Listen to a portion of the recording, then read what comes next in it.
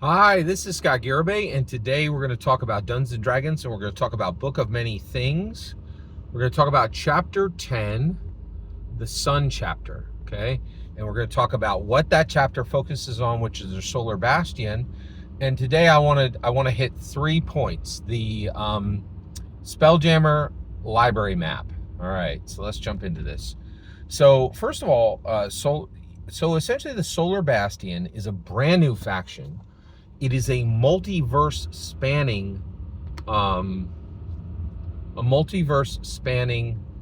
faction, right? And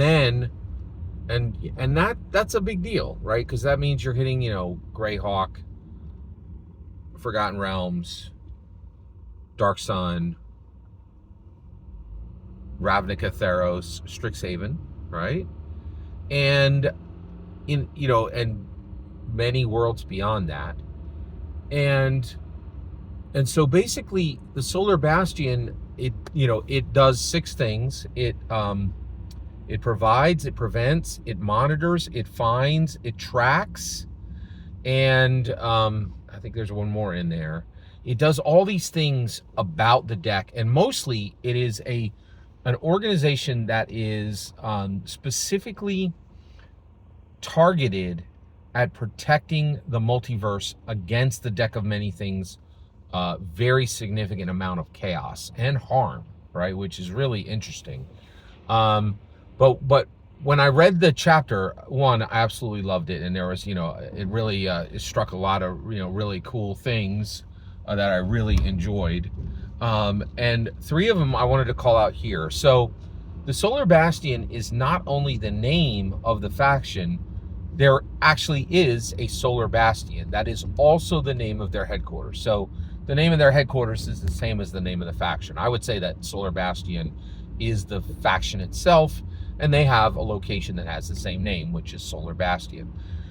What's really interesting about this is how it's presented. First of all, and this is going to be the case going forward, right? It has a Spelljammer harbor. It has a Spelljammer harbor, right? So one of the things that, you get this, so there's this tug for your attention. The most valuable resource, the most valuable thing on our planet right now is not money, right? It's attention, right? And so basically Spelljammer, right? And this is what's really interesting. So Spelljammer was put forward in Dungeons and Dragons in 2014 Dungeons and Dragons, right? It was also put forward in 1994 Dungeons and Dragons.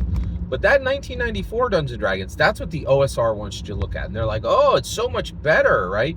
But the reality is that was never the case. So Spelljammer was brought forward, but at the time there were simply too many settings for Dungeons and Dragons to really focus on. And so one of the things is they had all these Spelljammer ships, but where did they go to? Did they connect to all the different realms? And the reality is the old Dungeons and Dragons did not really do a good job of melding all these settings together. And with current 2014 Dungeons and Dragons, right, we are really seeing this shift toward really making all this work. So the Solar Bastion, it is a location that is fully defined in Chapter 10, okay? And it's this massive floating island, right? And it has a Spelljammer harbor, right? So this place is specifically designed to receive a Spelljammer ship, right? So 3 years ago, we got, probably 2 years from now, we got Spelljammer as a setting in 2014 Dungeons and Dragons, in the 2014 Dungeons and Dragons milieu, right? And now the 2014 Dungeons and Dragons, which is going to be fully compatible with 2024 Dungeons and Dragons, right, is saying, hey, that mattered, right? Like those Spelljammer ships, that's a big deal, right? And that is what we're going to use to, you're going to Spelljam from the Forgotten Realms to Dark Sun to Strixhaven, right? And they're making that actually fit. So I really loved that this Spelljammer harbor is literally shown on the map, okay? And the map has these towers of day. I think it was the Tower of Noon, and there's a library, and then there's you know, essentially the, you know, it's almost like a garrison, right? And basically, and there's also a library, right? But I wanted to talk about this map. So the Spelljammer Harbor is actually on the map of the Solar Bastion. And then in the chapter, there is a map of the Solar Bastion, but not a regular map. And one of the things that really struck me is really the difference between Dungeons and Dragons, and the reason why Dungeons and Dragons succeeds and the OSRs and the indies fail, is the OSRs and the indies are like, they're so far behind. And when they iterate, what they're doing is they're like, hey, let's do the same thing we did before, and we could just slap some blue paint on it this time rather than red paint on it, right? But Dungeons and Dragons doesn't do that. It literally changes the infrastructure with canon, right? So let me give you an example of this, right? If you look at the 2014 D&D books, right, to 2024, what you're going to see is in the early 5 years, you saw a lot of Dyson Logos maps. It's a specific style of map. It uses this hatching. It's very crisp. It's easy to read. It has high visibility, and they are gorgeous, right?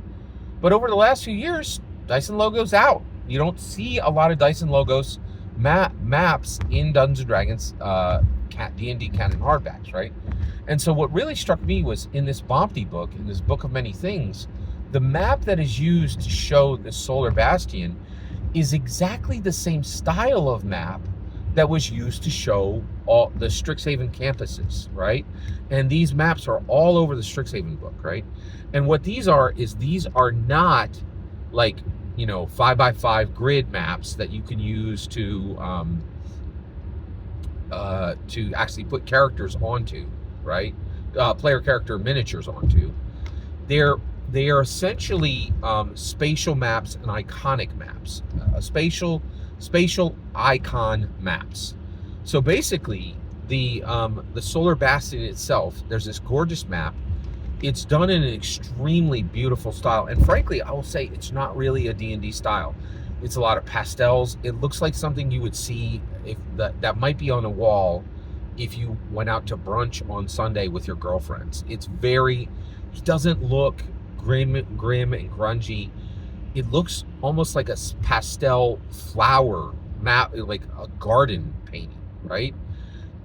But the reality is, what it does is it shows everything that is in the Solar Bastion very clearly and very three-dimensionally.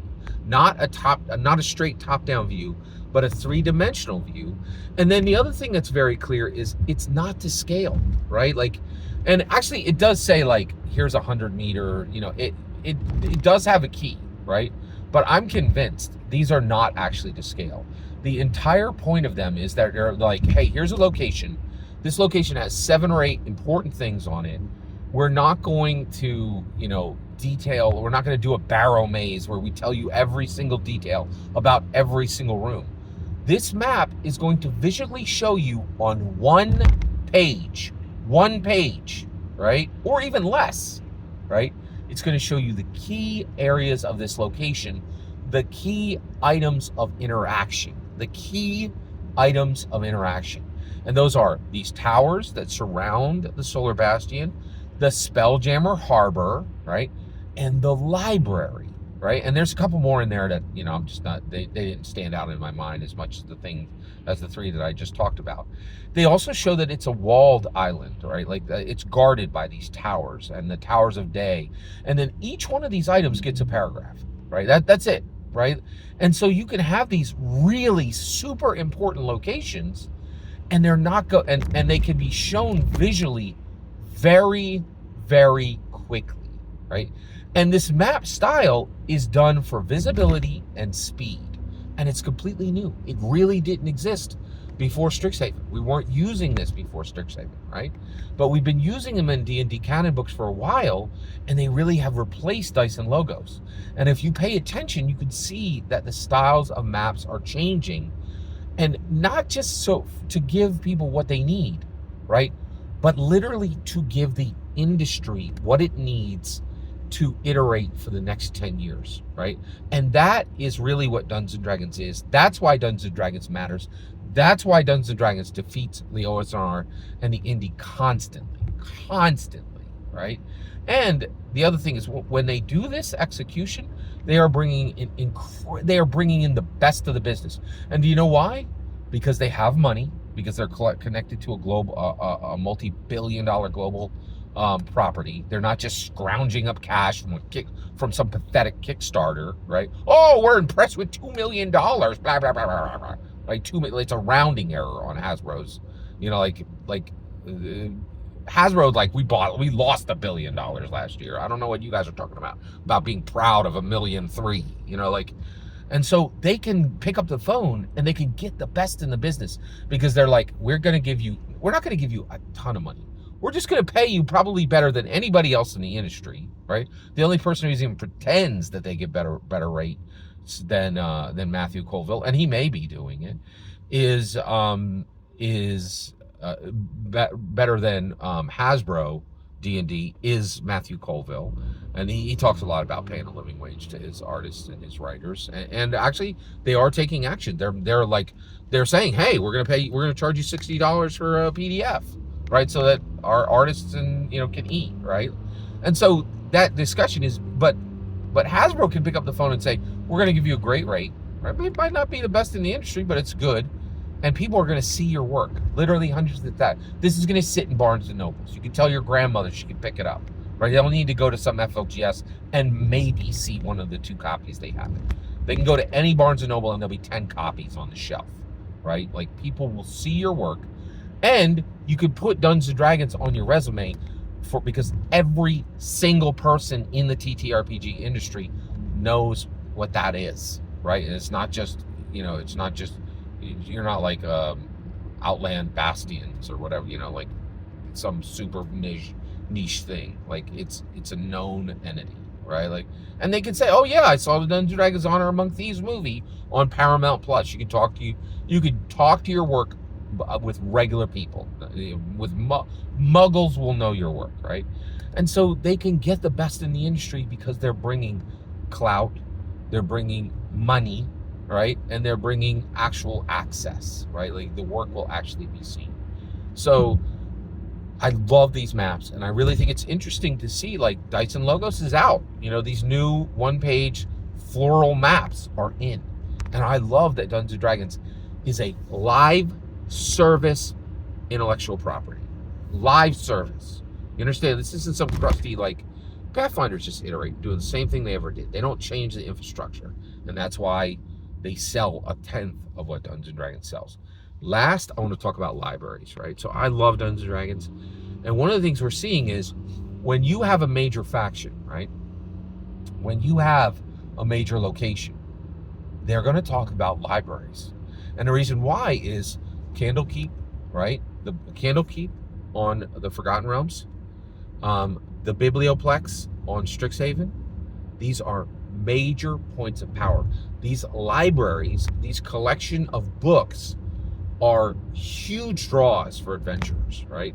Because they need answers, and answers are found in libraries. And Dungeons & Dragons is starting to build this idea, and here we see the Solar Bastion. There is a library at the Solar Bastion headquarters, right? And it's essentially, it says this library is in a tower, and and as you walk up the stairs, literally, all the walls are covered in tomes. And what is in those tomes? Information about what the Deck of Many Things has done, what it has wrought on every plane, right? Every place a planeswalker would go, right? So what would those planes be? Like Forgotten Realms, Fallout? Is Fallout one of them? I mean, planeswalkers go there, right? Like, that's a good question, right? Like, because there's mountains, plains, islands, swamp, forests. Mana is drawn the same way. Interesting. So anywhere a planeswalker would go, like, it's really fascinating. So yeah, I'm question mark. Can they go to Fallout? I think they can, in my humble opinion. Like, imagine Strixhaven is there, right? That's why they put it there, in my humble opinion, right? So, but libraries, and here's the last thing is like, what does Dungeons and Dragons do? It teaches dungeon masters and dragon masters, hey, libraries are important in the realm of Dungeons and Dragons, and they're also important in the realm of Earth, right? Like the where you live, right? And that's important. It's important that like Dungeons and Dragons is painting a picture of what matters in our world, and libraries matter in our world. Every single word you just heard is my excitement and my humble opinion about the amazing Book of Many Things, D&D Canon hardback. I'd love to hear your humble opinion. That's the important part. Please consider liking and subscribing, and have a fetch millennium.